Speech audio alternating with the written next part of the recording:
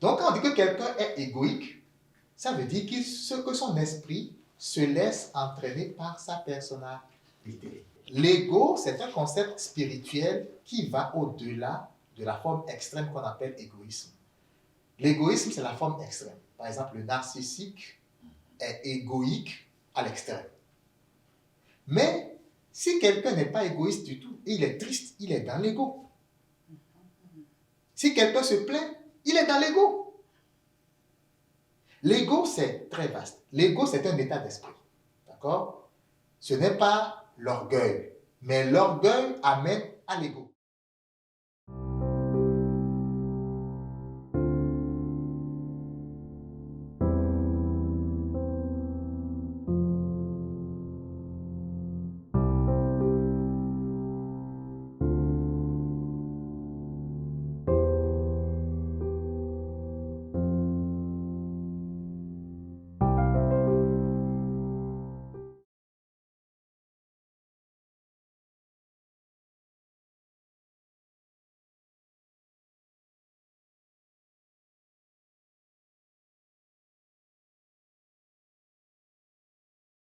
Alors, c'est quoi l'ego? L'ego, c'est un état d'esprit. J'ai dit, nous sommes corps, âme et esprit. D'accord? Mais comment on nous appelle ici? Des êtres humains. C'est ça, non? Il y a être et il y a humain. Les catholiques disent être et il y a humain.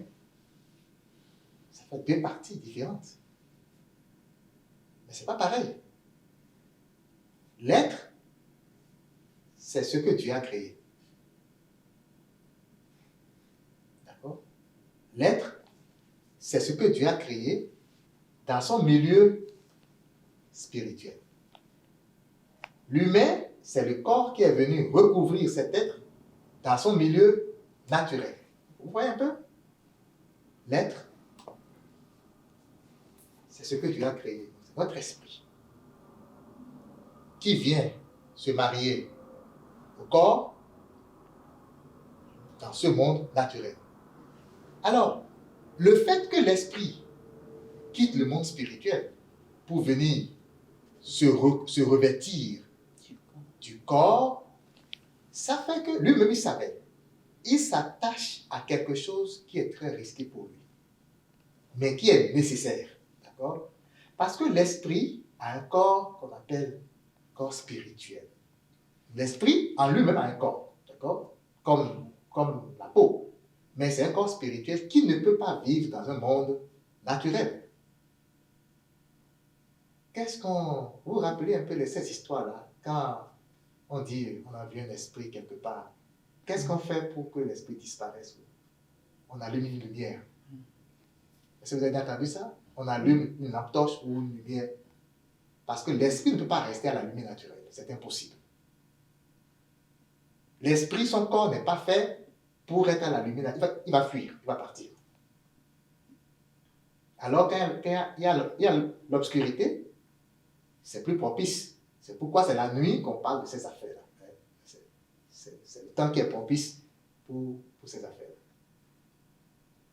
Alors, il a son corps, mais son corps ne peut pas vivre dans ce monde, alors il s'attache au corps ici, et le corps naturel va permettre de vivre. Oui, Bettina a une question. Je veux demander.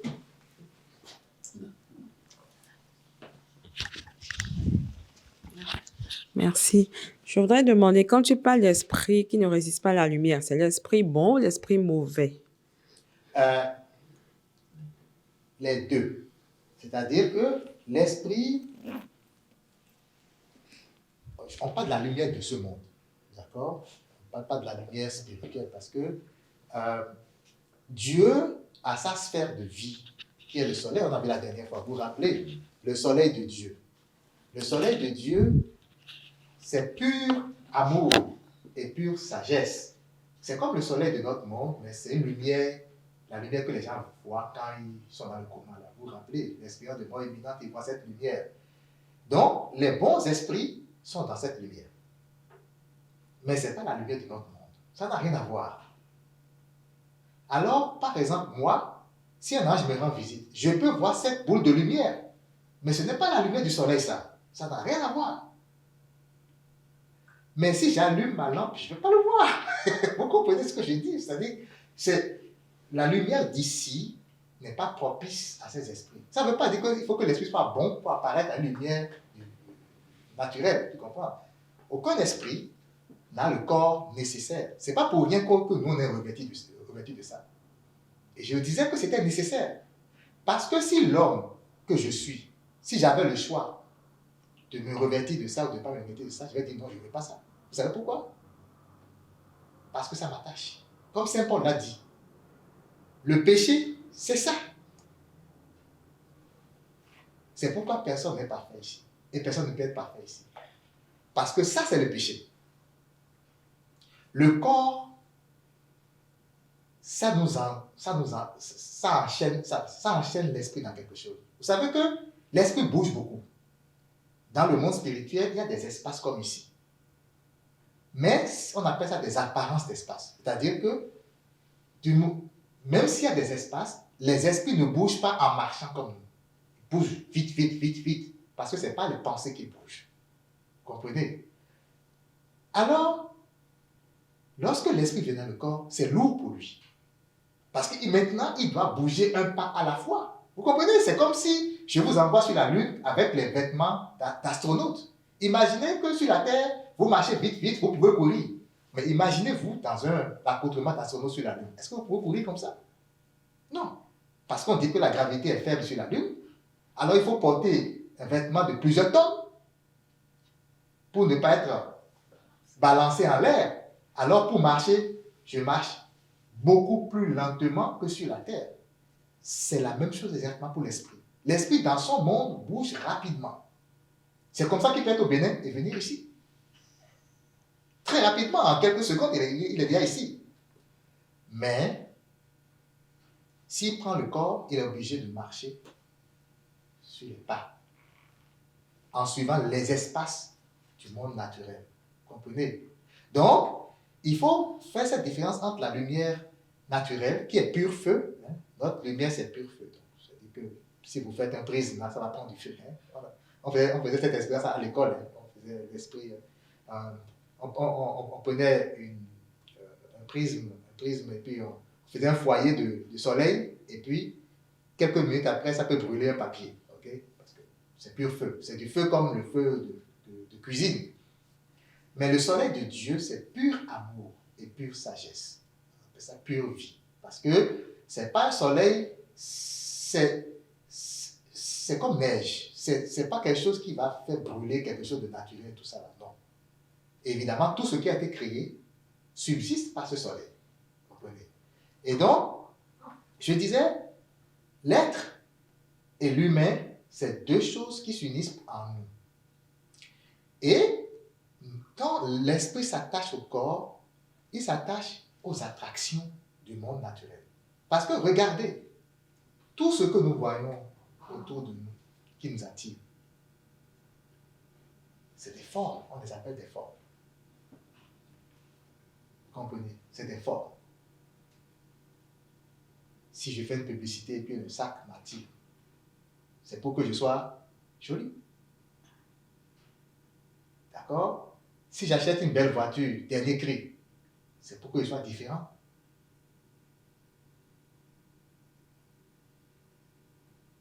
D'accord? Tout ça, c'est pour la forme. D'accord? Alors vous voyez bien que l'humain en nous freine. Et quand on dit qu'il nous attache, et que c'est difficile de se détacher de ça, c'est parce qu'on a besoin en même temps de ça pour vivre ici. Pour ne pas être brûlé, comme on dit là, pour vivre ici. Bon, les esprits ne sont pas brûlés, mais c'est une façon de parler. On a besoin de ça pour supporter le soleil du monde naturel. Mais en même temps, le fait qu'on ait cette forme nous amène inconsciemment à nous attacher aux choses de ce monde. C'est tout comme si c'est un mal nécessaire. D'accord? Alors, l'ego, c'est lorsque notre esprit, au lieu d'aller dans son monde se reposer, il vient très près du corps. Et il vient voir, ah, je suis en retard. Non, je suis vilain. Quand l'esprit commence par se dire des choses comme ça, on dit qu'il s'attache. L'ego, c'est quand l'esprit s'attache à des choses qui ne sont pas de son monde. Alors, qu'est-ce que ça fait, ça? Est-ce que vous connaissez le mythe de Narcisse? Quand on dit que quelqu'un est narcissique. Le mythe de Narcisse, c'est un mythe grec. Oui, Narcisse, il est beau. Il était très beau. Mais dans le temps, il n'y avait pas de miroir. Donc, il ne savait pas qu'il était très beau. Tout le monde savait qu'il était très beau, sauf lui. Mais il était très heureux. D'accord? Il était content, joyeux. Un jour, il marchait, il a vu une mare d'eau. Et le reflet de sa personne dans la mare d'eau a fait qu'il a vu que, ah, je suis beau. Il est tombé amoureux de lui-même. Alors, la suite, ça ne se compte pas. Parce que ça a entraîné des désastres dans sa vie. Il ne faisait que penser à ça. Et puis, voilà. Il est devenu imbu de sa personne. Ces problèmes ont commencé. Et c'est ça l'histoire de la conscience humaine. C'est ce que les catholiques disent. Mais la conscience humaine, c'est qu'à un moment donné, on a découvert qu'on avait un corps, qu'on avait une certaine beauté ou quelque chose, en tout cas, et qu'on devait se faire beau ou belle, et on a délaissé l'être. Alors, qu'est-ce que ça fait, ça? Lorsque l'esprit, au lieu d'être dans le royaume des cieux, qu'on appelle l'espace intérieur, l'espace de vie intérieure, au lieu d'être là-bas calme, il se rapproche du monde naturel et il commence par courir. D'accord? Parce que dans le monde naturel, tu ne peux que courir. Nous avons le temps. Hein? Dans le monde de l'esprit, il n'y a pas le temps. Dans le monde spirituel, il n'y a pas le temps. On appelle ça intemporel. D'accord? C'est le monde de Dieu. Dieu est intemporel. D'accord? Les anges sont intemporels. D'accord? L'âme, notre âme aussi est intemporelle. D'accord? C'est pareil. Et l'esprit, lui, il vient au contact du temps et il se rend compte que je suis en retard. Il commence par courir. Mais l'esprit, qui de nature est intemporel, commence par devenir temporel, qu'est-ce que ça fait? Ça l'échauffe. Il n'est pas habitué à ça. C'est ça la source de tous nos stress. Alors, l'ego, c'est une conséquence directe de cet état d'esprit-là. Parce que on se rend compte que, ah, je suis beau. Et ça commence par générer des pensées en nous. Le problème, ce n'est pas des pensées que nous, on veut. Vous savez, je peux penser à Ruth parce que je veux penser à elle. Je peux penser à comment conduire parce que je suis dans la voiture. C'est moi qui veux. D'accord? Je peux penser à mes enfants parce que je veux travailler avec eux, par exemple, ou bien. Ce que je veux et que j'initie comme pensée, je le contrôle. Mais ces pensées-là, on appelle ça pensée compulsive. Ça veut dire que ça ne vient pas de moi. Ça vient juste parce que j'ai vu ce sac sur Internet. Et depuis là, je ne fais que penser à ça. Je ne pense à rien d'autre. Ou bien, j'ai appris une nouvelle, quelqu'un m'a trahi. Je ne fais que penser à ça. Je ne sais pas. Même si je dis ma tête ne pense pas, lui il dit je m'en fous, je pense à ça. On appelle ça les pensées compulsives. Et quand on pense à ça, qu'est-ce qui arrive? Les irritations. Ça change notre esprit. Les pensées négatives, quand on les répète, ça se transforme en émotions négatives. Et ça change notre esprit. Ça altère notre esprit.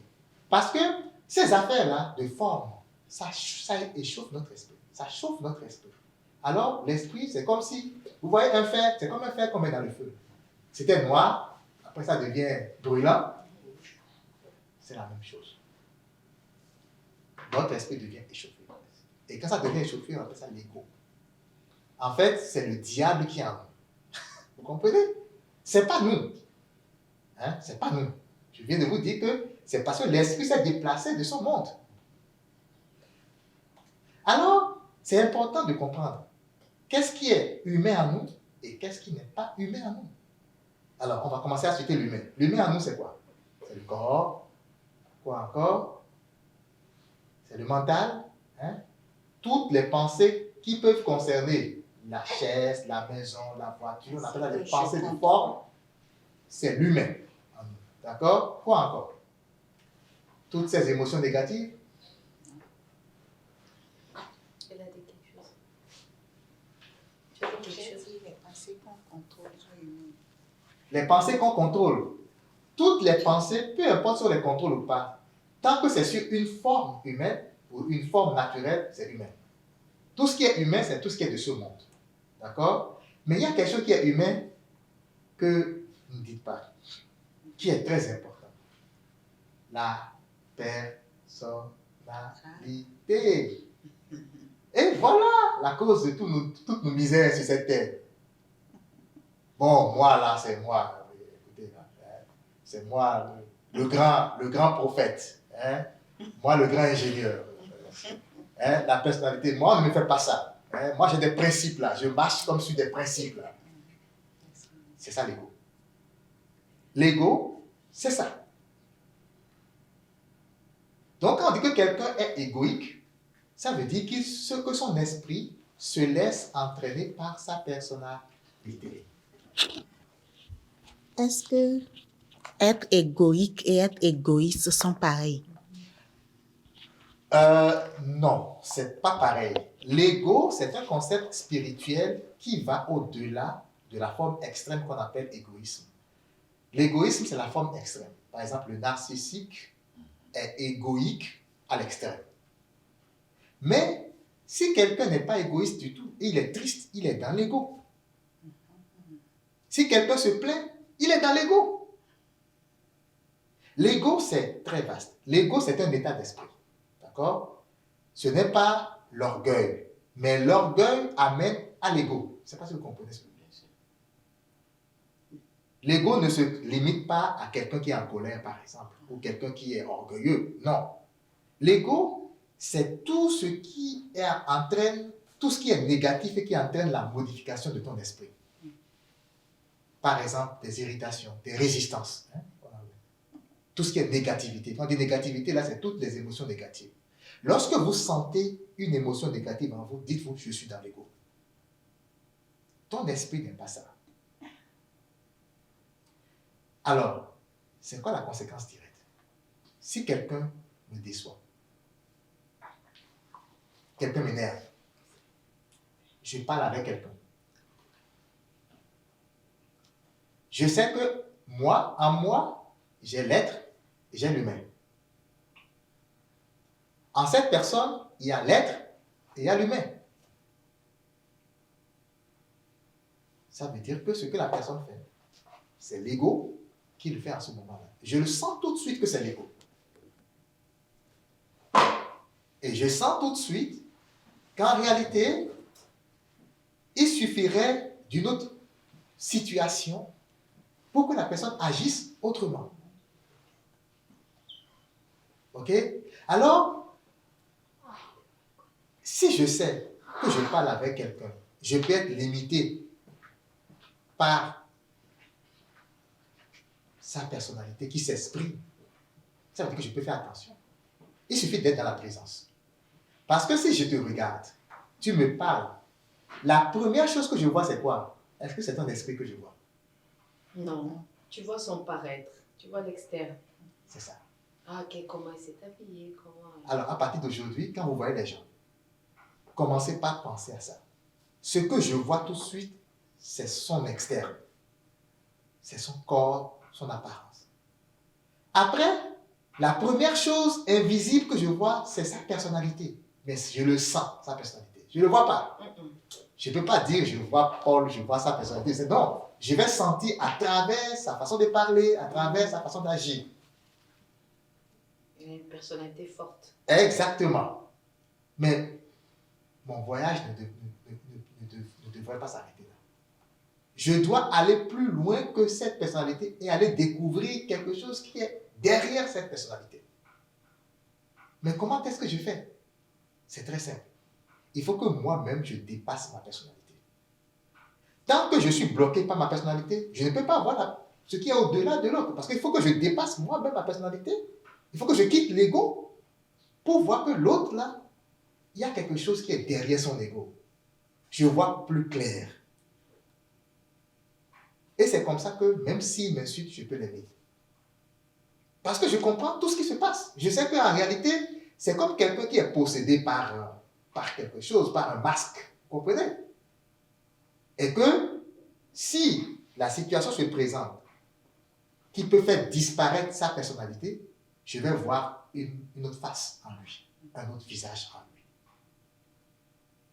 Et ça, c'est la clé des relations interpersonnelles. Pourquoi tout à l'heure, je vous demandais, est-ce que vous avez expérimenté quelque chose? Parce que moi, je l'expérimente tout le temps. Ah, tu veux témoigner de quelque chose? Non, je dis que oui, il y a tellement beaucoup, il y a beaucoup. Oui. Mais c'est juste quelques exemples parmi tant d'autres, tu Oui, comprends? oui. Ouais. Mais en fait, le but ici, c'est ce que j'ai témoigné en conscience, ce que j'ai vécu en conscience Ouais. ou en inconscience, peu importe, Il y en a mais qui m'a beaucoup. marqué, Ouais. je le relate pour qu'on puisse tirer les leçons de ça. Ouais. Parce que n'oubliez pas, la différence entre ce qu'on fait ici et les enseignements qu'on peut suivre devant la télé, c'est vraiment ça. C'est-à-dire qu'ici, on peut mettre le doigt sur des choses sur lesquelles on n'aurait pas mis le doigt si on est tout seul devant la télé. Le factuel. Vous voyez un peu? Et qu'est-ce que ça fait ça? Le témoin, ce que ça fait, c'est que désormais, je fais plus attention. Ouais. Quand ça arrive, c'est-à-dire que je suis plus éveillé et je fais d'autres expériences. Je dis, bon, chez nous, on dit, hein, quand tu as cogné le pied contre quelque chose en marchant, c'est sûr qu'au retour, si tu cognes encore le pied, c'est qu'il y a un problème, n'est-ce pas? Donc, le fait de nommer ça, sans forcément entrer dans les détails de la vie privée, on peut juste prendre un exemple, là, au lieu de dire que c'est telle personne nommément, on peut juste prendre comme un exemple, dire, j'ai vécu avec un ami ou quelque chose. Ah oui. Vous comprenez, on n'a pas besoin de connaître les détails de la vie privée, ce n'est pas important. Ce qui est important, c'est le fait. Et c'est des choses, ne vous méprenez pas. Ça arrive à tout le monde.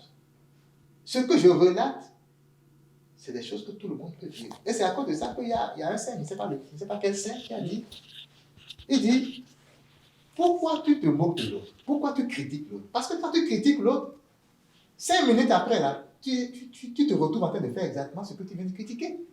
Parce que nous sommes tous logés à la même enseigne, en fait. Tu voulais dire quelque chose? Oui, en fait, je voulais faire un petit témoignage là. Oui. Tout à l'heure même, quand je venais, ou je voulais prendre la route pour ici, depuis hier, j'ai stationné quelque part où, quand j'étais venu, c'est moi-même qui ai déneigé pour faire de la place pour le véhicule. Mais il y a un voisin ou un riverain qui est juste à côté. Lui, il a son garage, tout et tout. Donc, lui, il déneige jusqu'en descendant et tout le reste. Et s'il veut, il met son véhicule dans sa cage ou il peut mettre sur la pente. Mais je ne sais pas ce qui s'est passé. Il est venu juste garer derrière moi. Moi, je ne peux plus sortir parce qu'il y a un autre véhicule devant et mon véhicule. Et puis, il y a de la neige à côté. Je ne peux pas passer sans déneiger encore. Elle dit, mais pourquoi il a fait ça? A priori, ça a commencé par m'irriter. J'ai dit, mais je n'ai pas le droit, je n'ai pas besoin de faire ça. Tranquillement, je suis allé rechercher ma pelle. J'ai commencé par me frayer un bout de chemin. J'ai presque fini. Donc, je voulais rentrer dans le véhicule et démarrer.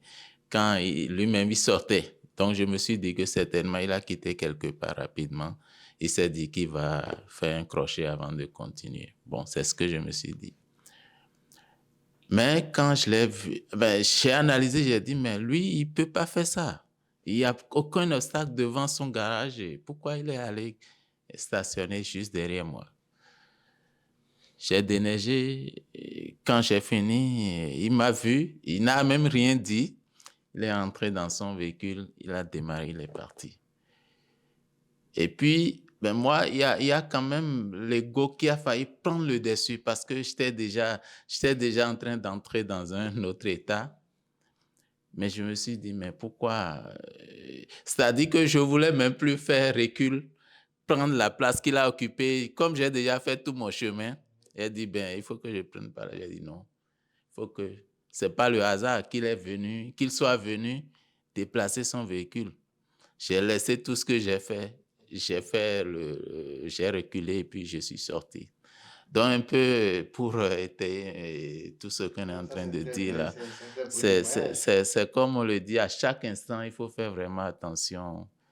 C'est quand même pertinent tout ce qu'on dit là. Vous savez, je voulais qu'on regarde un passage de Gartolé qui parlait de Christ qui a dit, vous êtes la lumière du monde. C'est la lumière de la conscience. Et en réalité, quelque chose qui doit nous alerter à chaque fois, c'est comme tu as dit, tu as commencé par te sentir irrité. Ça veut dire que tu as commencé par sentir que tu n'allais plus bien. Et ça, c'est toujours notre point rouge. Quand ça commence là, ne te pose pas de questions, dis-toi juste, je commence par m'attacher à quelque chose qu'il faut pas. C'est juste ça. Ça veut dire que je suis allé un peu plus loin. Je retourne là. Ça veut dire qu'il y a des pensées qui commencent par paraître en moi et je dois prendre conscience de ces pensées-là. Et quand je prends conscience de ces pensées, qu'est-ce qu'il faut faire tout de suite? Le chemin le plus rapide pour sortir de là, c'est quoi? C'est me concentrer sur ce que je fais. Si j'étais en train de peler, je me concentre sur la pelle et sur la neige. Je commence par contempler ce que je fais. Comprenez? Parce que autrement, je pèle, mais mon esprit n'est pas là. Mon esprit est en train de ruminer pourquoi, le pourquoi. Vous savez, la plupart de nos problèmes, c'est le comment et le pourquoi. On appelle ça le mental. C'est ça. Je me pose des questions. Pourquoi il m'a fait ça? Comment se fait-il que? Ou alors, à l'inverse, comment ça va se passer? Je ne sais même pas. C'est tellement difficile pour moi dans le futur. Là. C'est même pas encore arrivé. Hein? Si je prie Dieu, là, est-ce qu'il va venir? Est-ce qu'il va descendre du ciel pour venir m'aider maintenant, demain? Comment? Et on rentre dans l'ego. Les inquiétudes. Pourquoi et comment? Il faut se débarrasser le plus possible des pourquoi et comment.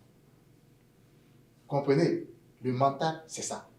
Et ça, au moins, tu as reconnu, c'est très important, c'est déjà un grand pas. Tu as reconnu que tu commençais par aller dans un état où il ne faut pas.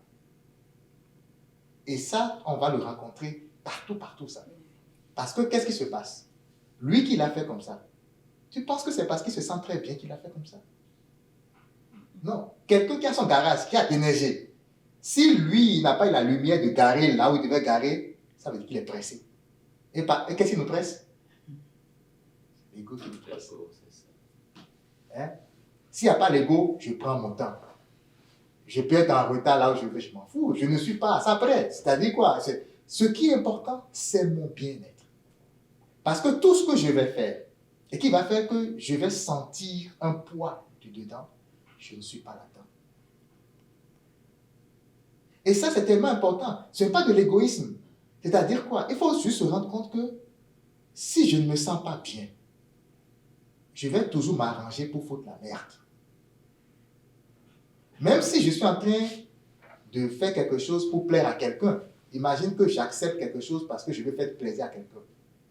Si ça déforme mon état, je vais foutre la merde 2 secondes après. Parce que ça va tellement déformer mon état que si la personne place encore un mot pour demander un deuxième service, je vais exploser. Mais ce n'est pas ce que Dieu demande. Ce que Dieu demande, c'est d'être véridique en soi. Rentre en toi. Si tu es capable de faire la chose, ne réfléchis pas, ne pense pas à ça, fais-le. Demain, s'il revient ou bien, une seconde après, s'il revient, si tu es capable de le faire, fais-le. Plus vite tu feras ça, plus vite ton esprit va se libérer. Il s'agit d'avoir son esprit toujours léger. Il ne faut pas te laisser embourber par quelque chose qui va te t'enfoncer. Non. Et il faut être vigilant. Quand ça arrive comme ça, là, parce que ça va toujours venir. Oui. Ça fait partie du monde. Hein? Ça fait partie du monde parce qu'on est entouré de gens qui ne sont pas bien. Ils ne sont pas bien. C'est pas leur faute. Ils ne sont pas bien. Ils ne se sentent pas bien. Mais toi, tu veux te sentir bien. Alors, c'est la différence. Tu vois, dans cette émission-là, certainement, même si on ne regarde pas, je vais vous l'envoyer pour que vous puissiez le visualiser. Et Catholique disait, quand tu veux combattre les monstres, arrange-toi pour ne pas devenir un monstre. La différence, la limite est très mince. Lorsque tu as découvert l'ego, et tu dis, bon, là, c'est l'ego. Ok, il faut que je fasse quelque chose. Mais la limite est très mince que toi, si tu rentres dedans, quelqu'un te parle, tu viens de voir que la personne est dans l'ego, ça dit pas, c'est pas possible, la personne ne se sent pas bien.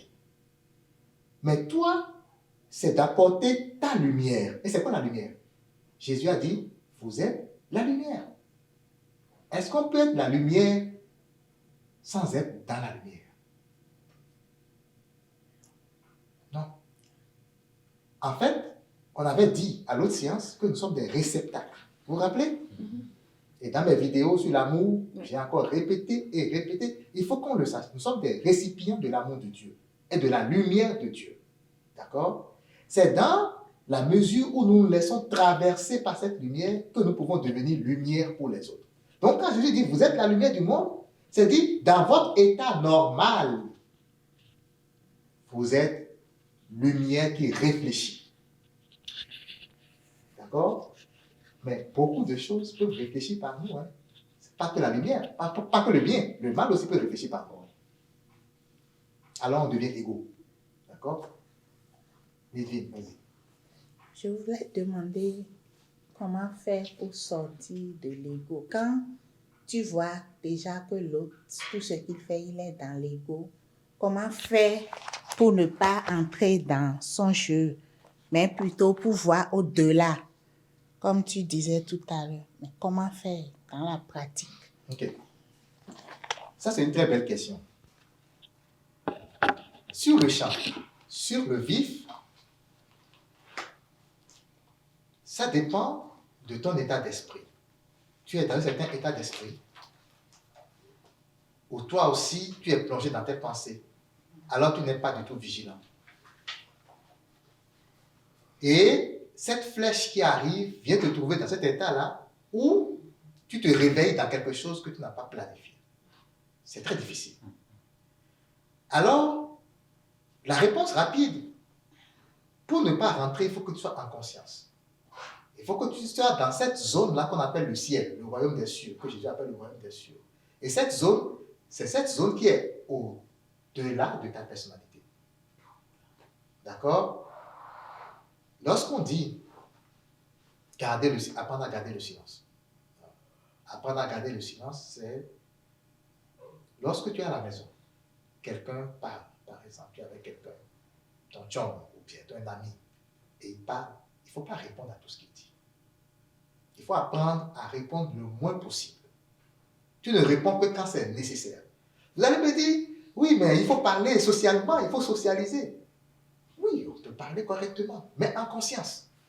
Peu importe ce que la personne te dit, tu réponds en conscience. Ça veut dire, en conscience, ça veut dire, même si tu veux dire non, tu ne dis pas non en étant énervé. Vous comprenez un peu? Tu dis un non ferme, mais sans te laisser emporter par... Parce qu'il y a une différence entre dire non en colère et dire non avec joie, avec amour. Écoute, c'est non, je ne peux pas te le faire parce que il y a telle chose. Maintenant, il ne faut pas s'attendre, il ne faut pas avoir des attentes. Il ne faut pas s'attendre à ce que cette personne comprenne ton non. Et vous savez pourquoi? Ça, c'est tout un autre sujet. C'est le niveau d'intellect. Nous sommes ensemble, mais nous n'avons pas les mêmes niveaux d'intellect. Ce qu'on appelle niveau d'intelligence. C'est-à-dire, l'intelligence, ce n'est pas apprendre à l'école les maths et puis réciter. L'intelligence, c'est se laisser remplir de la lumière qui te permet de comprendre ce que l'autre ne peut pas comprendre, parce qu'il est fermé à ça. Vous comprenez? C'est pas qu'il n'est pas Il n'a pas le pouvoir en lui. Tout le monde a le pouvoir en lui de tout comprendre. Mais dans la mesure où on s'ouvre. Mais toi, tu as commencé par mettre du calme dans ta vie. Tu as commencé par cultiver certaines... Mais l'autre ne veut pas. Il dit que lui n'a pas ce temps-là. Alors, ne t'attends pas à ce que, quand une situation va venir, qu'il va comprendre la même chose que toi. Il ne faut pas t'attendre à ça. D'accord? Donc, tu dis non, gentiment, mais l'autre ne comprend pas, il va continuer à chialer et tu te tais. C'est là où il faut cultiver le calme. Parce que ce n'est pas évident de se taire. D'accord? Alors, dans l'une des méditations de Sarah Young que j'ai publiées il y a quelques jours, le message du Christ nous dit, cultive le silence et la méditation quand tout va bien. Il ne faut pas attendre que les clashs arrivent pour vouloir maintenant cultiver, parce que là, c'est trop tard. C'est le même message spirituel. Nous devons apprendre à notre esprit à être calme. Quand tout va bien. Alors, quand le clash arrive, on est toujours attiré par ça. On s'entend. C'est-à-dire que, lui, là, on est attaché à ça. Pour le passage sur la terre. Alors, lui, qu'est-ce qu'il fait? Il veut nous pousser tout de suite à parler. Non. Non, non, non, non, non.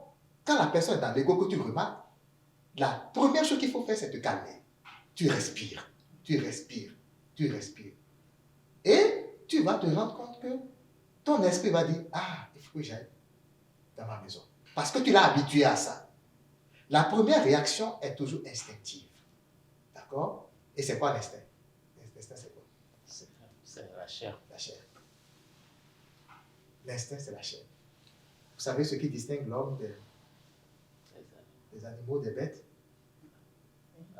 C'est que c'est la raison, mais il y a l'amour et il y a la volonté, ou bien le cœur, et puis l'intelligence, n'est-ce pas?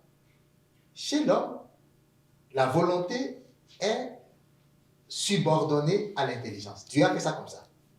Ça veut dire quoi? Notre amour ou notre cœur peut se mettre à la lumière de notre intelligence pour faire ce qui est bon. Mais chez les bêtes, c'est différent. Chez les bêtes, c'est leur intelligence qui est subordonnée à leur volonté, à leur désir. Ce qui fait que ce que l'animal veut, il le fait, il s'en fout. Si un lion te voit dans la forêt, il a le désir de te manger. Lui, il s'en fout de ce qui va arriver, il s'en fout si c'est bon, si je mange, si c'est bon, ce n'est pas son problème. Il a le désir et il le fait. Et c'est ça qui fait que les chiens qu'on peut dresser, ils sont différents. Parce que quelqu'un, un élément externe, vient de donner un peu de lumière à son intelligence. Ah, tu es chien. On sait bien que c'est ton intelligence qui est au service de ton amour. Mais moi, je te dis, à chaque fois que je lance quelque chose, fais comme ça. Ouais. On vient de dresser un chien. Alors, il faut qu'on se rappelle, nous sommes des hommes, nous ne sommes pas des bêtes. Si nous sommes toujours à la sorte de la chair, à l'instinct, nous sommes comme des animaux. Donc, la première chose à faire, c'est ça, se calmer. C'est pourquoi le silence, c'est important. Et quand tu regardes dans cette émission, Dieu est dans le silence. Tu ne peux pas trouver Dieu si tu ne vas pas dans le silence. C'est impossible. Il faut se calmer. Après avoir trouvé Dieu dans le silence, tu peux le louer. Tu peux être dans cet état et tu le loues en parlant. Mais ton esprit est avec lui là-bas. Comprenez? Voilà. Oui, vas-y. Pour enchérir ce que tu viens de dire par rapport à la question de Ludwig, la réponse que tu as donnée, j'aimerais donner un exemple, pas un exemple, mais juste une expérience que j'ai eue au travail par rapport à cette attitude de calme, que lorsqu'on développe le calme, ce que ça donne en fait.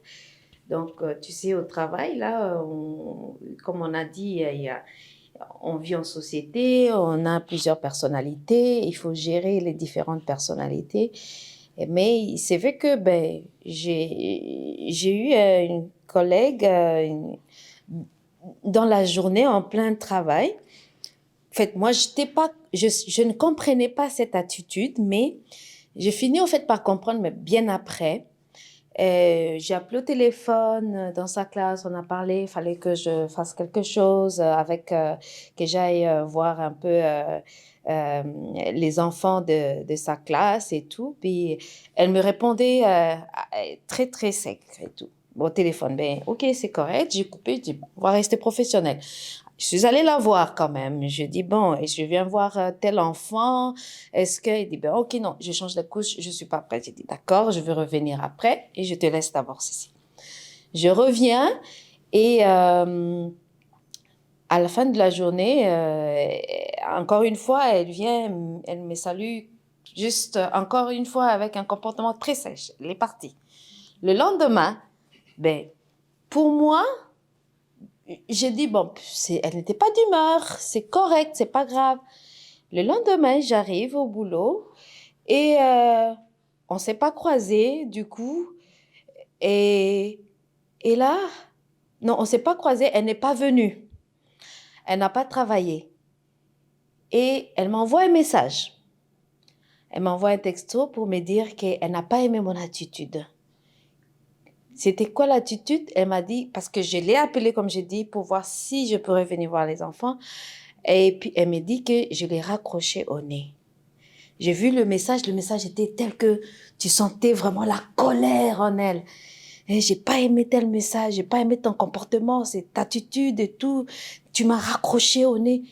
Écoutez, j'étais perdue parce que je comprenais pas. J'ai dit, mais qu'est-ce que j'ai fait? Qu'est-ce qui est arrivé? Puis, heureusement, je n'étais pas seule quand je faisais l'appel. Il y avait notre collègue à côté de moi. Alors, je suis allée valider avec elle. J'ai dit, est-ce que tu te souviens, hier, j'ai fait un appel et tout ça. J'ai parlé à tel collègue et puis, est-ce que tu penses que j'ai raccroché au nez? Il dit, mais non, mais j'étais là, mais tu as posé la question, je pense qu'elle t'a répondu, puis vous avez fini la conversation. J'ai dit, ah, ok, bon, d'accord. Et là, je réfléchissais pour voir qu'est-ce que je réponds, comment je réponds à ce message. C'était un message, si tu n'étais pas calme, ça viendrait te chercher. Vraiment. Puis là, je suis restée calme. Et il y a eu un sourire qui est sorti de moi. Parce que j'ai dit, oh, elle va mal. J'ai sourié. J'ai dit, ok, j'ai eu le goût de l'aider. J'ai dit, ok, je vais l'aider. Le message, c'était pas de bonjour. Moi, j'ai dit, bonjour, est-ce que ça va? Est-ce que tu vas bien? Quand j'ai répondu, j'ai écrit comme ça. Je n'ai pas fait allusion aux mots qui étaient terribles. Elle me dit, oui, ça va bien, je vais très bien, merci. J'ai dit, ok. Alors, j'ai répondu encore en disant, en tout cas, ce que tu viens de me dire, je n'ai pas compris, je ne comprends pas ce que tu viens de me dire. Mais si tu me dis que je t'ai raccroché au nez, c'était pas mon intention. Je ne comprends pas ce que tu veux dire par tout ce que tu as écrit comme message. Puis elle me dit que bon, j'ai eu besoin de me calmer parce que j'étais vraiment très très fâchée. Ma journée était très dure avec les enfants et j'ai eu le temps de me calmer pour t'envoyer, mais c'est juste que je n'avais pas aimé ça comme ça. J'ai dit ok, repose-toi et prends soin de toi. Elle vient le lendemain. Avant que je n'arrive, j'étais déjà arrivée au bureau et je me suis déplacée. Je ne savais pas qu'elle était là, mais moi, j'étais prête à aller la voir. Avant que je n'arrive, je trouve dans la classe, là où je devrais travailler, je trouve une petite boîtier. Elle m'apporte un cadeau. J'arrive, elle va juste te laisser un mot pour dire merci. J'ai regardé, j'ai demandé à la collègue, mais qui a laissé ça? Elle m'a cité le nom de la collègue. Puis je suis allée la voir. J'ai dit, mais pourquoi tu m'as apporté un cadeau? Elle dit, je me suis juste sentie bien après. J'ai dit, bon, ok, d'accord. Puis je lui ai fait juste un câlin. Et c'était fini. J'ai dit, bon, merci. Pourquoi tu m'as donné ce cadeau-là? Il dit, non, parce que je voulais juste te donner un cadeau. Je voulais pas. Et puis elle me dit, je voulais pas te blesser.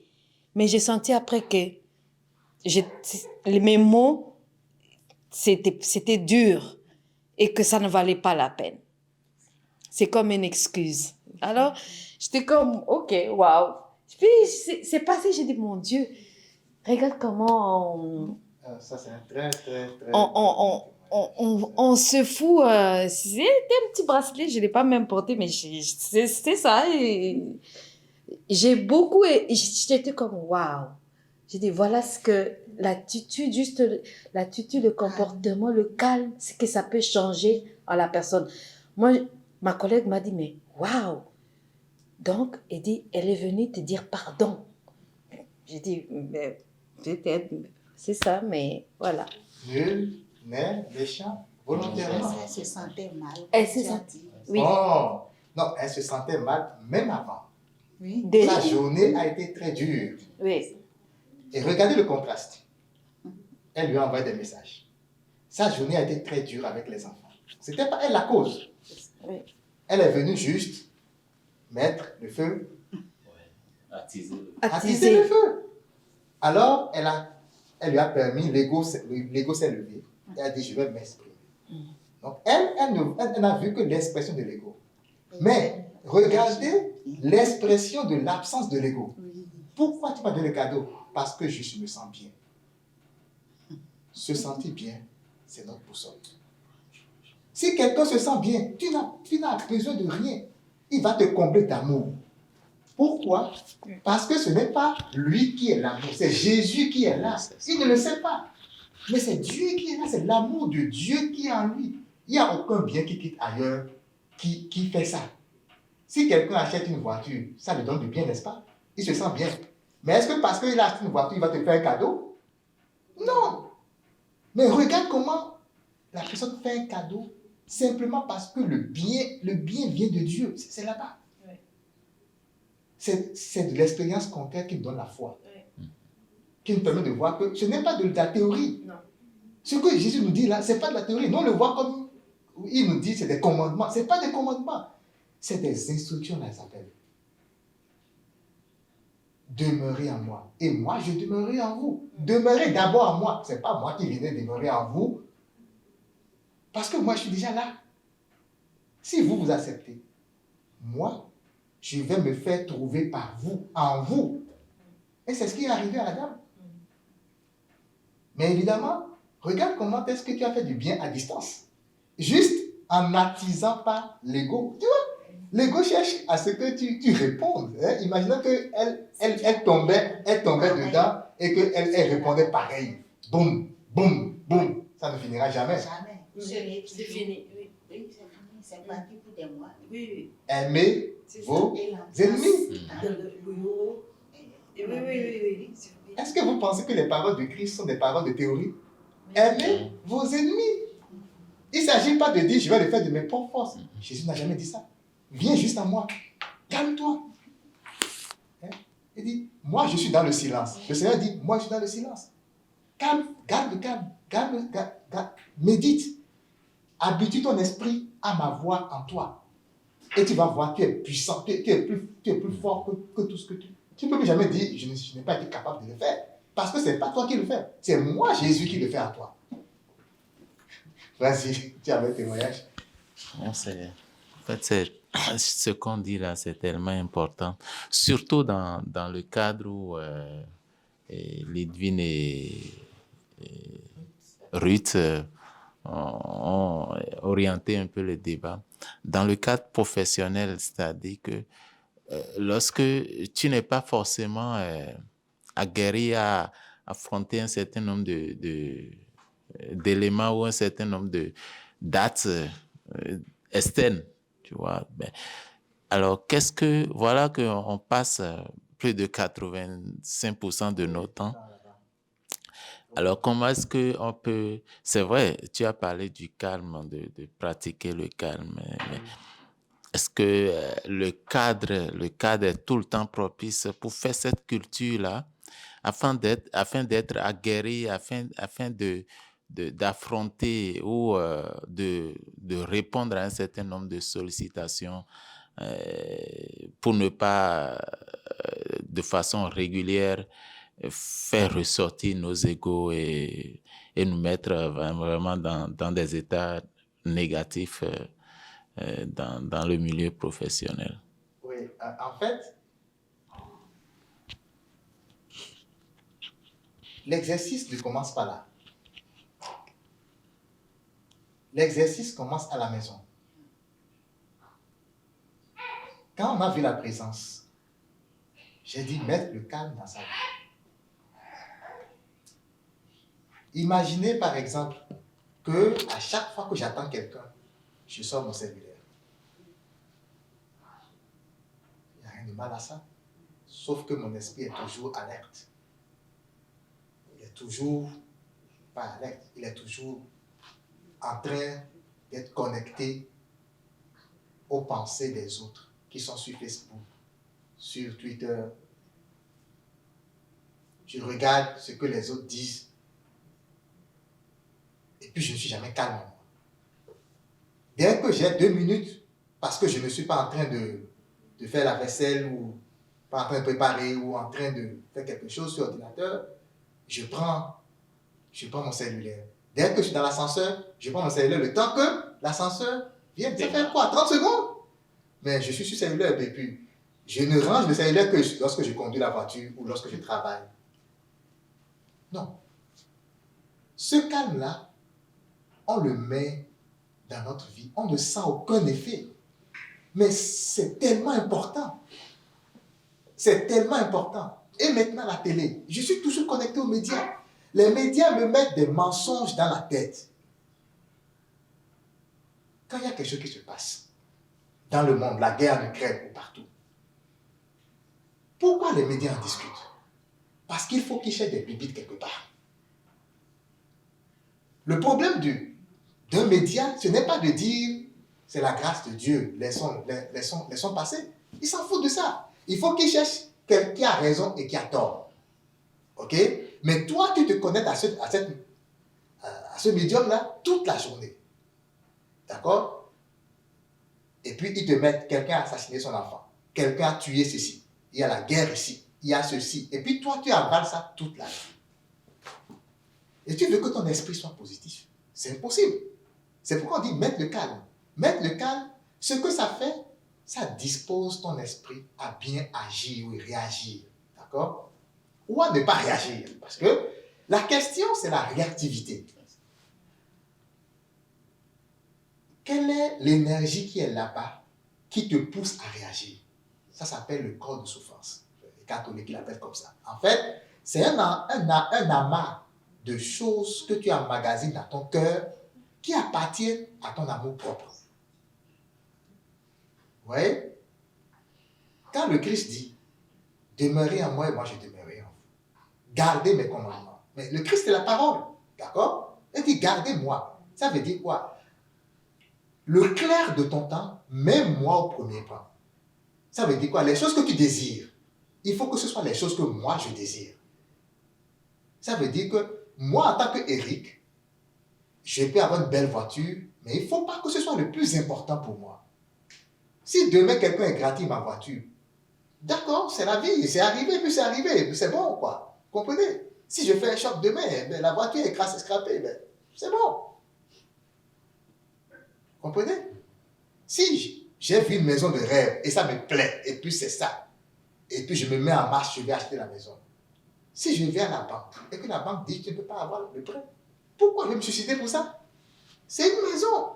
Si je m'attache à ça et que ça me fait mal, je suis en train de dire à Dieu, eh bien voilà, c'est la dernière chose, c'est la plus grande chose que tu peux me donner. Je suis en train de me maudire. Je suis en train de me dire, mais moi, je ne suis capable de rien. Parce que c'est ça qui est la chose la plus importante. Vous comprenez? Et donc, ça commence à la maison. C'est-à-dire le calme, le calme, le calme. La méditation et la méditation. Nous devons habituer notre esprit à aller dans sa patrie. Ça fait bizarre quand on dit comme ça, mais c'est exactement ça. Le royaume des cieux, là, que Jésus a dit, là, c'est réel. Ce n'est pas quelque chose qui est théorique, quand on va mourir, on va là. Non, c'est là, maintenant, ici. Et Dieu a mis ça en nous pour nous aider à bien vivre. Parce que comme je dis tout le temps, on ne peut pas souffrir quand on croit en Dieu. C'est impossible. Parce que quand bien même les choses de l'extérieur me font souffrir, pour nous, à l'extérieur, on serait en paix. Vous comprenez? Je peux souffrir en paix. Oui, les villes voient que je souffre. Mais moi, je suis en paix là-bas. Est-ce que je souffre en réalité? Parce que Dieu nous envoie aussi pour souffrir pour nos frères. Vous savez ça? Nous avons des missions où moi, je dois souffrir pour toi. Et ça fait partie vraiment de ma mission. Je peux rater parce que je ne suis pas en présence. Parce que je vois que c'est trop de souffrance. Parce que je mets mon attention sur la souffrance. Mais ce n'est pas ce que Dieu veut. Dieu veut que j'aille là-bas au fond. Et qu'au fond de moi, je puisse reposer mon esprit. Et ne pas dépendre des choses qui se passent autour de moi. Il ne faut pas que quelque chose se passe autour de moi et me fasse vibrer. Et puis c'est... Non. Il faut que je sois calme. Le calme, le calme. Et tu vas voir, le reste là, tu vas faire... Ça va venir. La tempête, ce n'est pas toi qui contrôle. Hein? Ça là, on appelle ça fermentation. Hein? Tentation. Comme je viens de dire. Ça, c'est sur ton chemin pour que tu puisses toujours t'élever plus. Et à chaque fois que tu fais le pas, et comme elle est pas, tu vois, elle est contente de le dire. Et il n'y a plus personne qui va venir la convaincre du contraire. Elle a fait une expérience, elle voit que c'est ça qu'il faut faire. Qui va venir la convaincre? C'est ça la foi. La foi, c'est que j'ai fait l'expérience. J'ai élevé mon intelligence. J'ai appris que c'est ça qu'il faut faire. Je l'ai mis en pratique. Et j'ai vu que j'ai pu, en un instant, rendre heureux quelqu'un. Même s'il lui donnait $10, $15, $1000, ça n'allait pas le rendre heureux comme ça. Qui peut encore me convaincre du contraire? Personne. C'est la foi. J'ai la foi. Je viens d'avoir la foi. Ouais. Et puis tu vas aller de l'avant chaque fois. Toujours. Toujours. Vas-y. Ok. Juste pour renchérir ce que tu as répondu encore à Paul, tu as parlé du calme, de la méditation, mais aussi ce que moi j'ai expérimenté, c'est par rapport à l'esprit à l'esprit de négativité. L'esprit de négativité, surtout dans notre milieu de travail, c'est très important de projeter aux autres que toi, tu ne veux pas rester dans la négativité. Dès que tu viens, moi, admettons le matin déjà, tu vois les ondes négatives qui viennent de gauche à droite. Tu vois le stress sur les visages des gens. Mais moi, ce que je projette à la personne, c'est le sourire. Quand je vais donner mon sourire, parfois je parle pas, mais ce que je fais avec joie. Ma journée telle que je la passe, je la passe zen.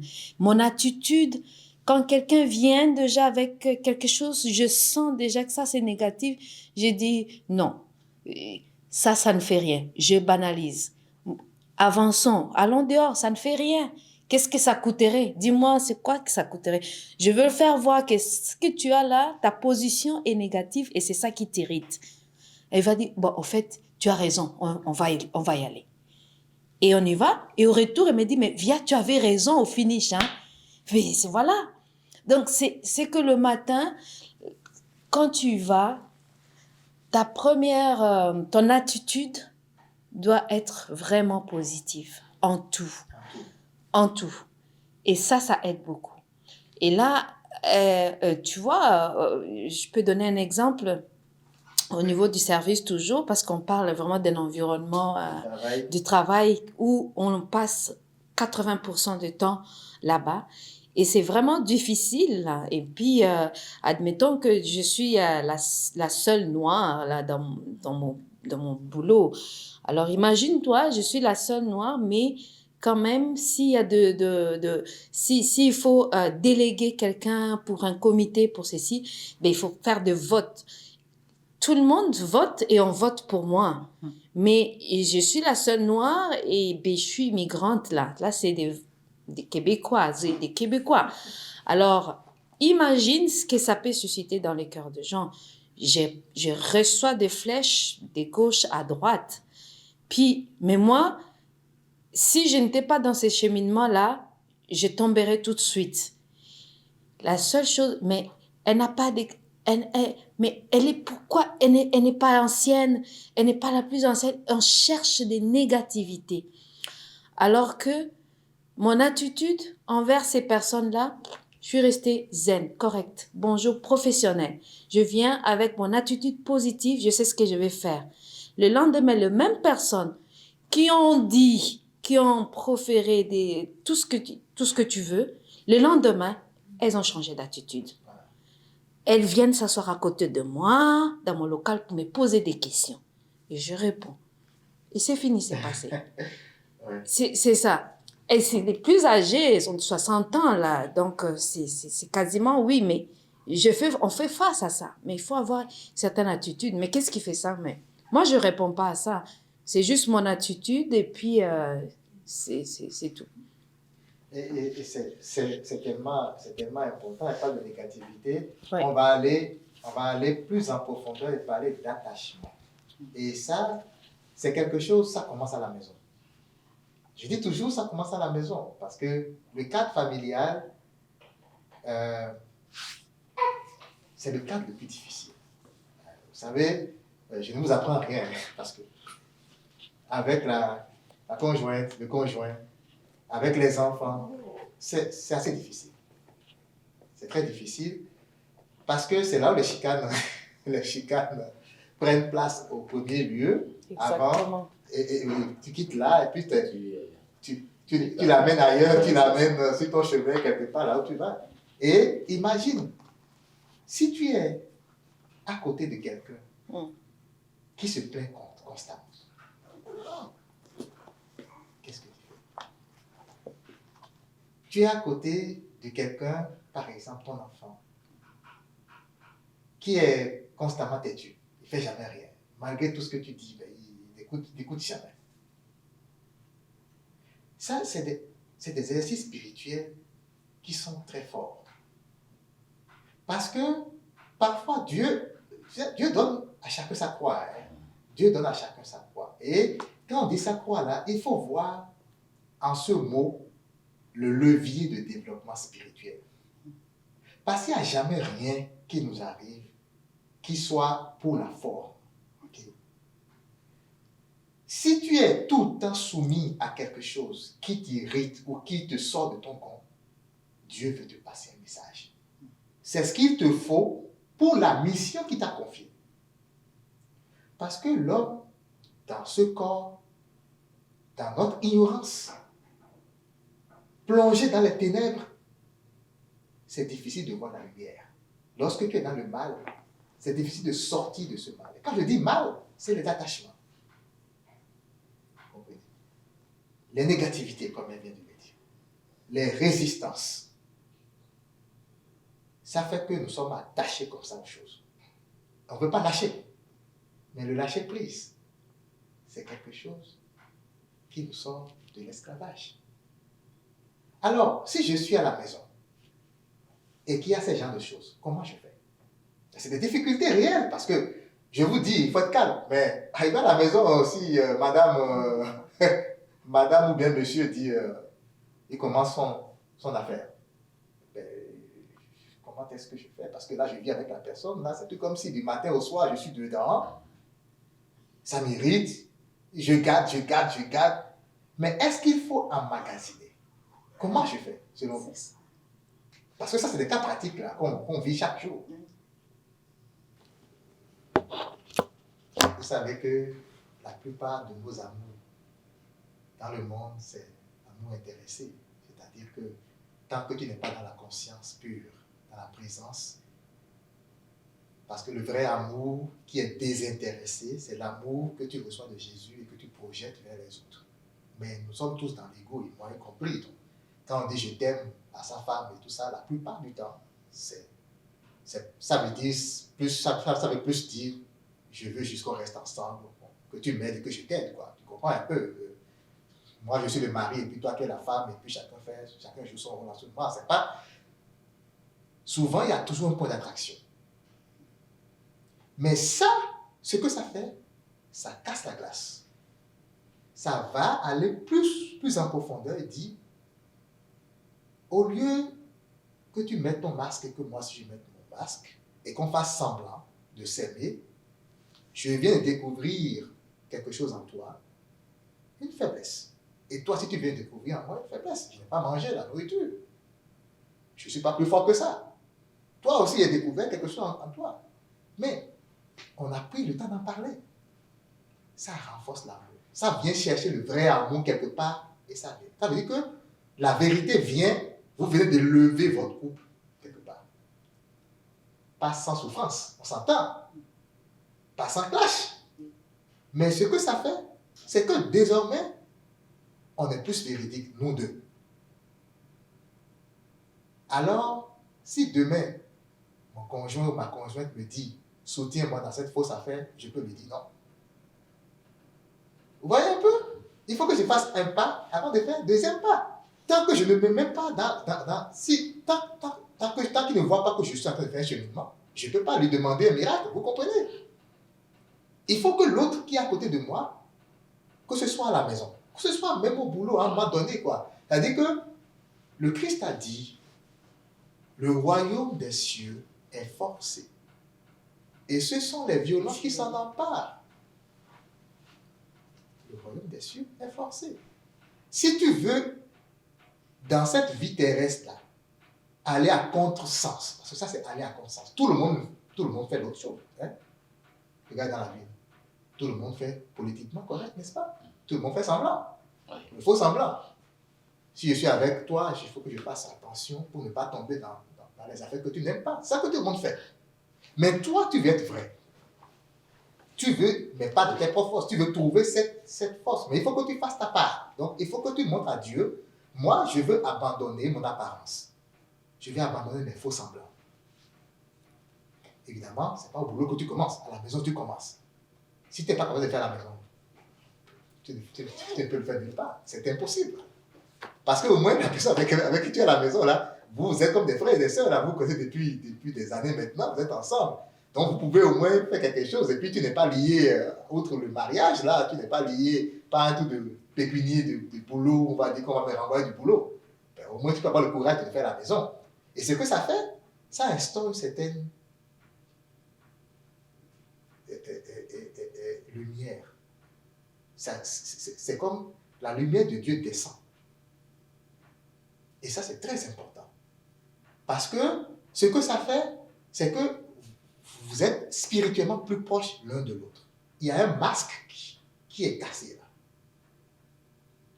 Évidemment, il y a d'autres choses. Mais ça fait que toi, tu avances. Tu n'achètes plus la paix. Et ça t'aide beaucoup dans ton cheminement personnel. Souvent, on a peur de dire la vérité à l'autre. On a peur de dire la vérité à l'autre. Mais ce qu'on oublie, c'est que l'homme veut une chose et son contraire. L'homme veut un amour fort. L'homme veut que quand je suis avec quelqu'un là, ça soit attaché comme ça, collé, cimenté. Mais les choses du monde, c'est faible. Si je t'aime parce que tu es jolie, le jour où tu ne vas pas être plus jolie, tu vas accoucher et puis tu n'es plus jolie. Je ne t'aime plus. C'est faible. Mais ces affaires, la présence intemporelle, ça renforce l'amour. Parce que aimer quelqu'un, c'est quoi? Pour Dieu. Aimer quelqu'un, c'est ma volonté est ta volonté, ta volonté est ma volonté. C'est ce que ça veut dire. Peu importe, je te comprends. Parce que mon attention n'est pas sur les choses superficielles qui sont en toi. Moi, je sais que tu es un esprit de Dieu. C'est-à-dire que tu es connecté à Dieu comme moi aussi je suis connecté à Dieu. Je ne suis pas plus grand que toi, tu n'es pas plus petit que moi. Vois un peu. C'est ça, aimer quelqu'un. C'est l'amour conjugal vrai. Comme ça, tu es vilain, tu es beau, tu es riche, tu es pauvre, ce n'est pas important. Parce que moi, ce que je vois en toi là, c'est plus profond. Mais pour ça, il faut être vrai. Il faut quand même commencer. On ne dit pas, nous sommes tous allés très loin. Mais d'avoir le courage de faire des choses comme ça, le Christ est fier de nous. Parce qu'il vient de dire, le royaume des cieux est forcé. Tu viens de prouver que tu as le courage, la persévérance. Et toi, moi, je vais te donner ta paix. Tu auras la paix du cœur. Tu auras la joie. Si tu pries là, ça va passer. Tout droit. Parce que tu as fait ce qu'il faut. Tu as obéi à ce que Dieu dit. Et lui, qu'est-ce que le Christ a dit? Le Seigneur ne me laisse jamais seul. Parce que je fais ce qui lui est agréable. Et ça, vous voyez, c'est des témoignages. Moi, ça me fortifie en tout cas. Parce que des choses comme ça me dit, ça me rappelle moi-même tout mon propre cheminement que je fais. Chaque fois, ça arrive. Ça va toujours arriver. Mais c'est bon que ça arrive. Parce que ça me permet de sortir de moi-même, de ma personnalité. Parce que, faut pas oublier, là, on veut dépasser notre personnalité. On a tous des personnalités là, qu'on a bâties, on appelle ça des conditionnements. Dépendamment de la culture dans laquelle on a été élevé et tout, on a des personnalités.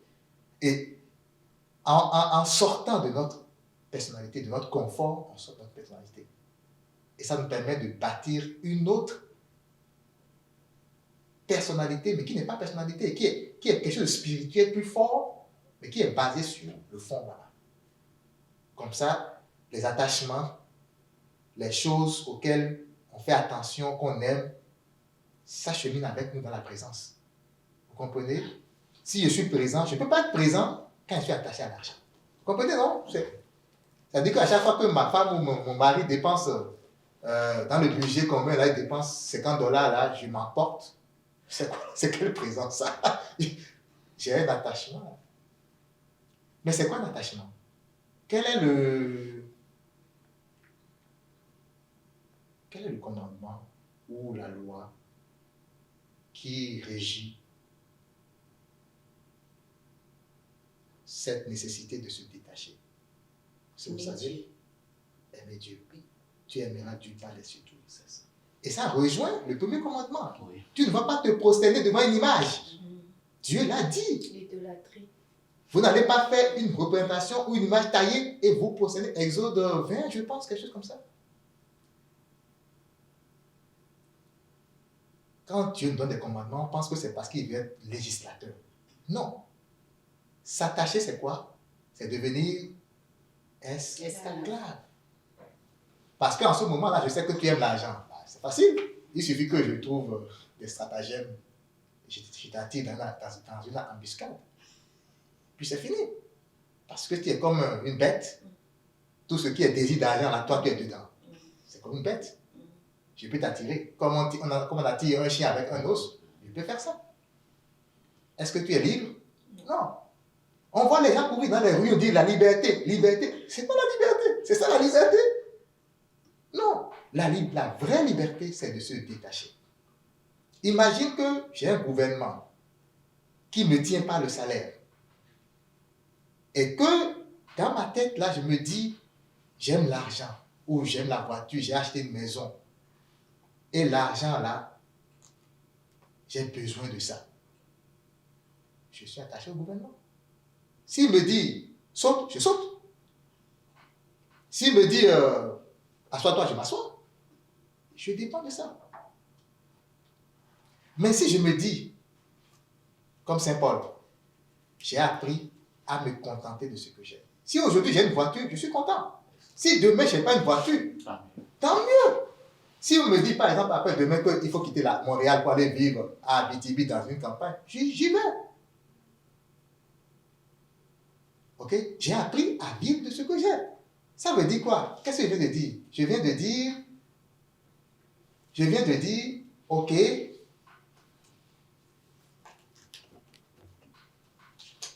si le gouvernement dit assois-toi, je n'ai pas besoin de m'asseoir. Pourquoi tu me dis de m'asseoir? C'est à cause du salaire? Garde ton affaire. Parce que je ne vais pas vendre mon âme au diable. Ce qu'on nous demande, c'est de nourrir notre esprit avec de la seule source. Et si, comme le dit le Christ, ta main droite va t'empêcher d'aller au ciel, qu'est-ce qu'il faut faire? Coupe-le. Non, le Dieu là, il nous a tout dit. Il nous a tout dit. Tout ce qu'il faut pour qu'on soit heureux en ce monde, il nous l'a dit. Mais on ne comprend pas. On pense que c'est de notre propre force qu'il faut faire tout ça. Non. Va dans la présence de Dieu. Et détache-toi des choses. Dis, tu as besoin de quoi? Parfois, en cours, on a beaucoup d'argent. Mais combien tu bouffes dedans? Tu as beaucoup d'argent. Il y a des gens qui ont peut-être 40 000, 50 000, 100 000 en compte. Et puis, quand ils ouvrent leur compte en banque, ils sont contents. D'accord, mais tu fais quoi de ça? Bien, on a 3 maisons, mais on dort dans un seul lit à la fois. Ou j'ai 3 maisons, ou je dors dans un lit, dans une maison. J'ai déjà vu sur Twitter quelqu'un qui a 35 voitures de luxe.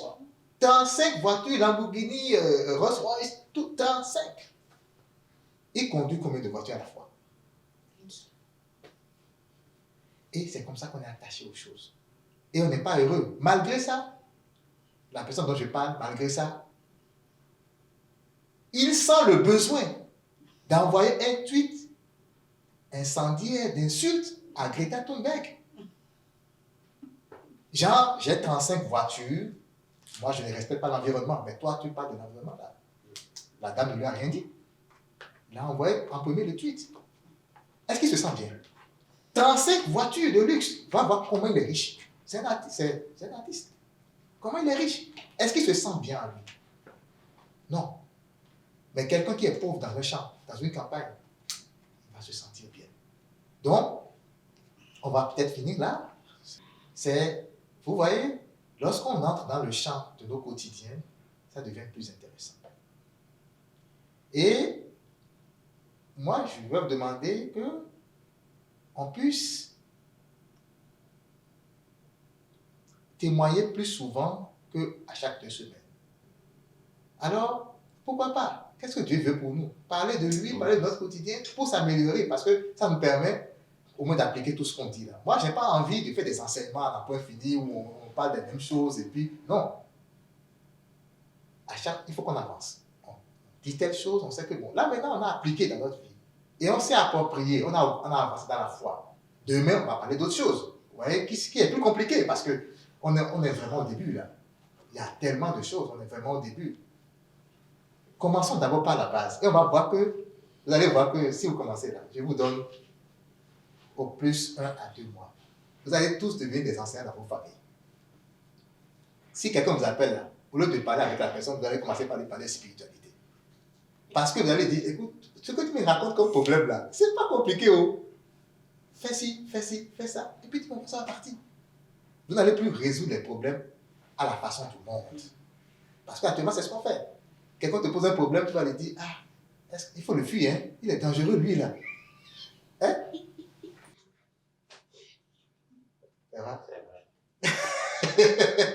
On va arrêter là.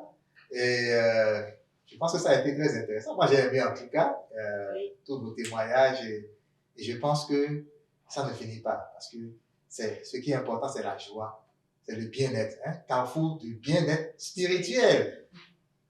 C'est dans la mesure où je me sens bien que je vais transmettre ce bien autour de moi. Ma femme, mes enfants, mes amis, mes ennemis. Même mes ennemis, ils vont bénéficier de ça parce que je vais devenir une lumière. Finalement, on n'aura même plus d'ennemis. Finalement, tu n'en auras plus. Finalement, tu n'en auras plus. Effectivement. Parce que tous ceux-là qui t'appellent ennemi, ils viennent te voir pour dire, mais je pensais que j'étais ton ennemi. Mais là, je vois que tu m'as aidé à faire telle chose, même sans que je ne demande. C'est quel ennemi t'a aidé à faire quelque chose? Non. Ouais, c'est ça. On va prier. On va se mettre en présence du Seigneur.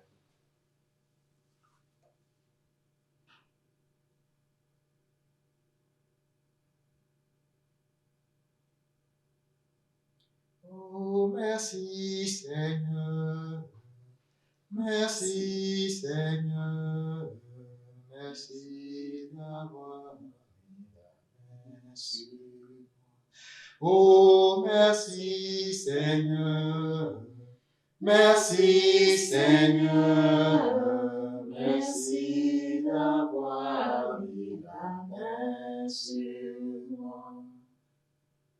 Seigneur, ce que nous voyons dans nos vies, ce que tu es maintenant pour nous, n'a nul autre pareil. Nous n'avons jamais vu auparavant. Car toi, lumière du monde, notre lumière, tu étais là. Et nous, dans nos ténèbres, nous ne t'avons pas vu. Aujourd'hui, tu révèles à nos cœurs ta présence. Et nous te disons merci, Seigneur. Gloire et louange à toi, Seigneur Jésus. Nos esprits te louent, Seigneur, de toute leur force. Nos âmes te louent, Seigneur, t'acclament, te proclament ta bonté. Gloire à toi, Jésus. Seigneur Dieu, tu es bon. Tu es infiniment bon. Et lorsqu'on goûte, ne serait-ce qu'un tout petit peu à ta bonté, à ton amour, on ne s'en lasse pas. Merci de nous conduire sur ces chemins, Seigneur. Révèle en nous encore et encore la lumière de ta présence. Et qu'en nous abandonnant à toi, Seigneur, à travers cette présence, en nous détachant des choses du monde et en te cherchant à chaque instant de notre vie. Que nos esprits puissent enfin être élevés par toi pour que ta félicité éternelle nous rejoigne ici-bas avant la fin de notre voyage ici. Et que nous puissions profiter encore et encore de ce bonheur que tu nous réserves pour que même dans notre passage auprès de toi, que nous continuions dans cette félicité. Merci Seigneur. Gloire au Père, au Fils et au Saint-Esprit, comme il était au commencement, maintenant et toujours, dans les siècles des siècles. Tu es mon amour, Seigneur, tu es ma joie. Tu es mon amour, Seigneur, tu es ma joie. Au nom du Père, et du Fils et du Saint-Esprit.